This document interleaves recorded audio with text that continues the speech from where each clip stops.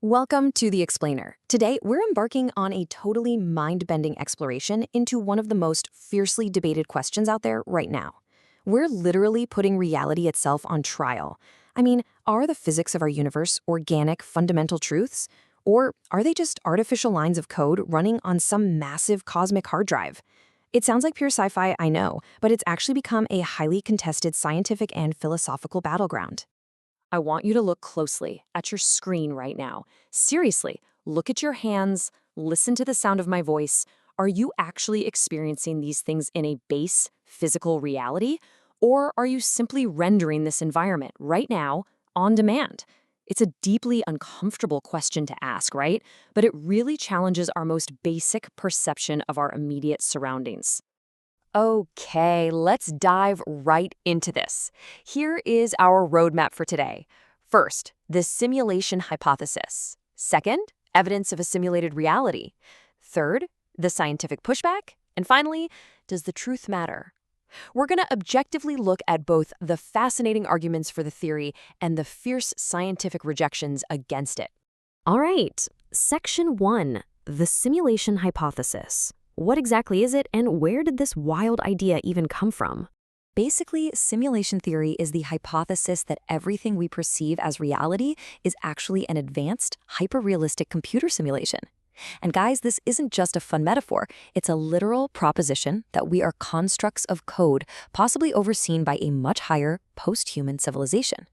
Now, the core concept itself isn't entirely new. It actually connects beautifully to ancient philosophical roots, like Plato's allegory of the cave, where prisoners mistake shadows on a wall for the entirety of reality. But today, it's got a decidedly modern, digital twist. Back in 2003, philosopher Nick Bostrom formalized this into a really famous mathematical logic known as Bostrom's trilemma. He argued that one of three things absolutely must be inescapable.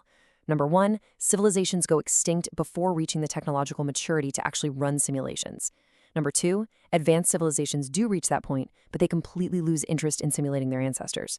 Or number three, and this is the kicker, if the first two are false, we are almost certainly living in a computer simulation right now.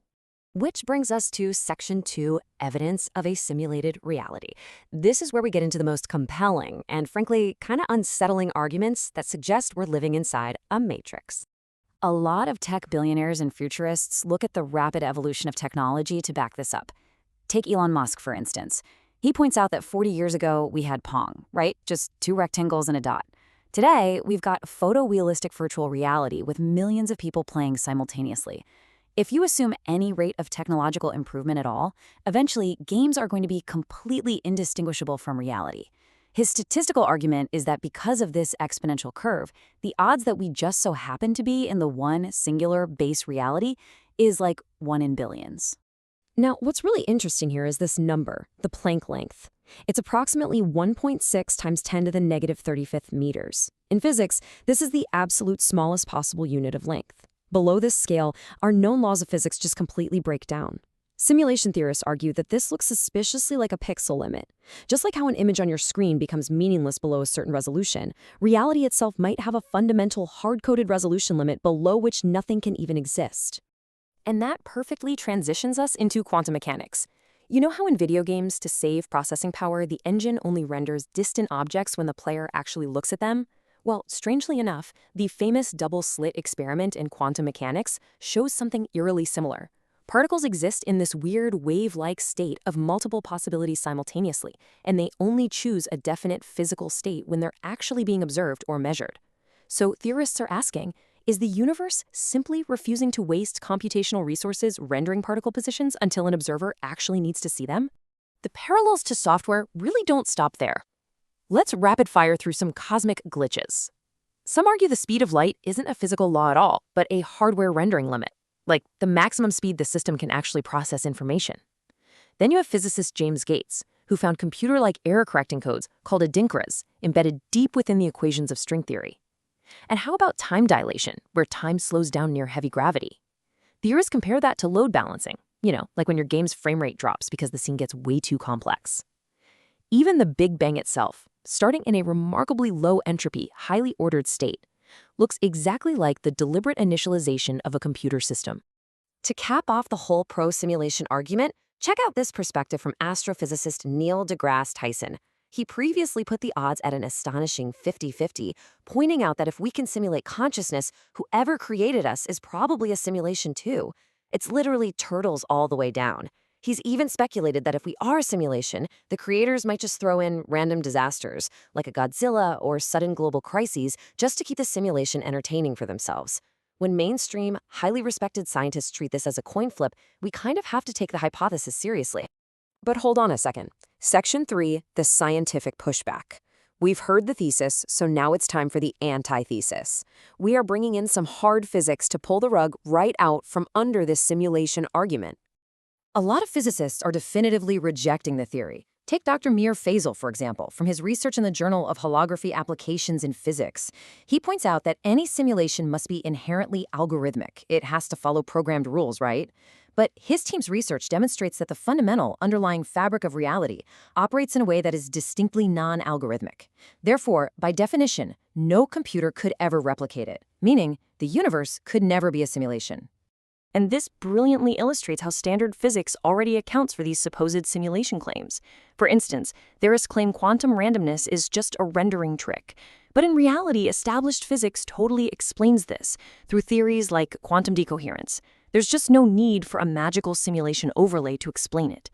Furthermore, the claim that simulating human minds is this inevitable technological step runs straight into a massive brick wall, known as Landauer's principle. This thermodynamic law proves that erasing bits of information requires actual physical energy expenditure, which puts a hard, non-negotiable limit on computation.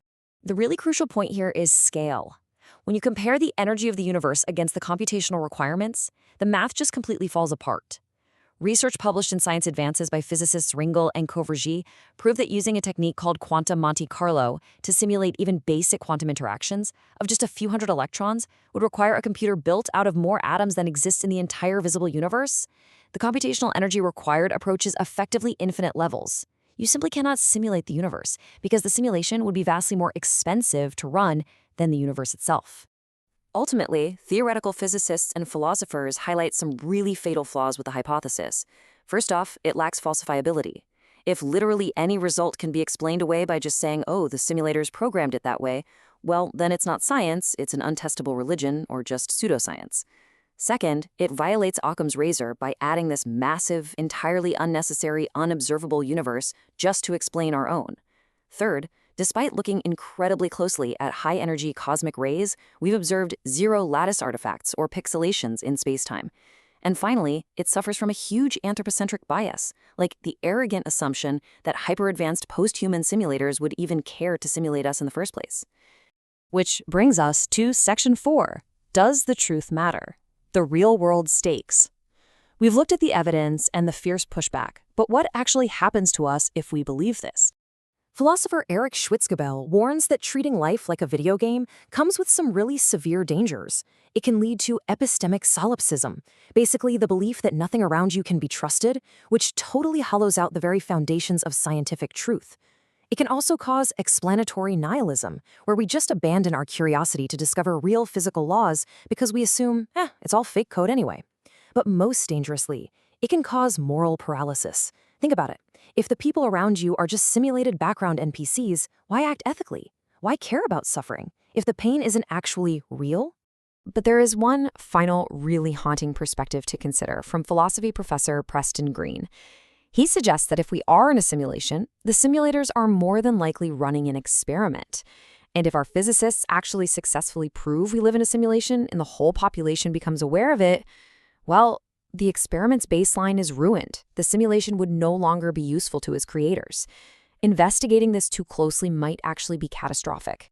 Which leaves us with this final drop the mic paradox. If we actually manage to prove we are living in a simulation, will our simulators just pull the plug? The closer we get to the truth, the closer we might literally get to our own deletion. Are we organic beings marveling at a profound universe? Or just lines of code waiting for the server to shut down? Thanks so much for joining the Explainer today, and keep questioning the reality around you.